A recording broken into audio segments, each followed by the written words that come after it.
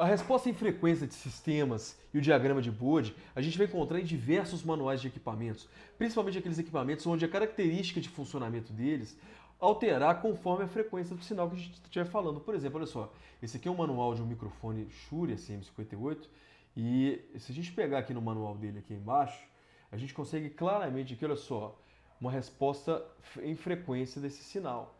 E aqui, olha só, a gente percebe que a escala aqui está em decibéis, e aqui também escala logarítmica, ou seja, eu estou falando aqui de um diagrama de Bode. Então eu consigo perceber exatamente como esse sinal, como esse diagrama funciona, como esse microfone funciona.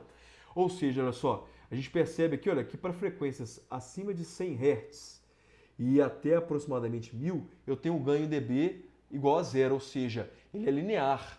Ele não tem nenhum ganho, nem positivo nem negativo, certo? Ou seja, eu sei que para frequências menores do que 100, ele tem um ganho negativo aqui, vocês estão vendo? Então, ou seja, esse ganho negativo significa, então, um ganho menor do que 1.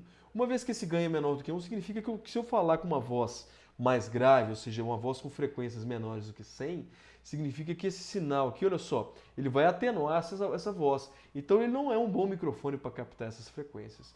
Ao ponto que para frequências acima de 1000 e até aproximadamente aqui, olha só, até 5000, certo? 5.000, 6.000 aqui, olha, eu tenho um ganho positivo, ou seja, além de ter um ganho acima, eu vou ter um ganho acima de 1. Significa então que se eu falar com uma voz e tal, eu vou ter na saída desse meu microfone um sinal de amplitude maior ainda do que aquele sinal que eu coloquei em entrada.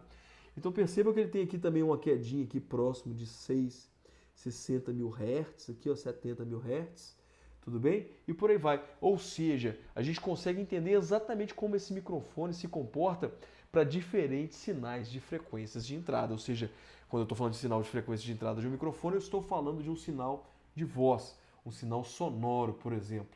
Então, a partir daqui, olha só, uma pessoa cuja frequência fundamental dela estivesse próxima, por exemplo, a menos 50, esse aqui no microfone seria um microfone indicado. Não é um caso real, né? Uma pessoa com a voz assim, não existe uma pessoa com a voz absurdamente grave. Não, mas isso não vale não somente para microfone. Por exemplo, aqui, olha só, quando eu pego um motor da VEG, que olha só, um motor de sinal elétrico, é possível, eu tenho aqui, olha só, encontrar uma resposta em frequência desse sinal em função da frequência de entrada. E aqui no caso aqui ele apresenta o torque. Deixa eu achar esse gráfico aqui, olha. Aqui olha só, por exemplo, aqui o gráfico. Aqui olha, bonitão o nosso gráfico aqui, olha. Onde aqui eu apresento a minha frequência, aqui em termos de frequência nominal, tudo bem? Então quando eu estiver falando aqui de frequência de 1 Hz, frequência de 1 aqui, olha, em PU, significa que é a frequência de 60, que é a frequência nominal desse gráfico aqui, desse motor aqui é 60. Então, quando eu estou falando de 1, eu estou falando que eu estou trabalhando na frequência nominal. Então, quando eu tenho aqui na frequência nominal, aqui, olha só, o meu torque aqui, olha só, é 1 também em termos de PU, em termos nominais, certo? Ao ponto que se eu começar a trabalhar com, olha só, com 1.1, ou seja, 10% a mais da frequência nominal, se eu trabalhar esse se eu começar a usar esse motor, ao invés de usar ele na frequência de 60 Hz, usar uma tensão de 66 Hz, ou seja, 10% a mais. Percebo que, olha só, eu vou ter um torque aqui, olha só, de 90% do meu torque original. Se eu trabalhar aqui, olha só, com uma frequência de 50% a mais, ou seja, ao invés de usar uma frequência de 60, usar uma frequência de 90 Hz, ou seja, trabalhar com 50% a mais de velocidade nesse meu motor, o que ocorre com o meu torque? O meu torque aqui, olha, vai estar próximo de 62%.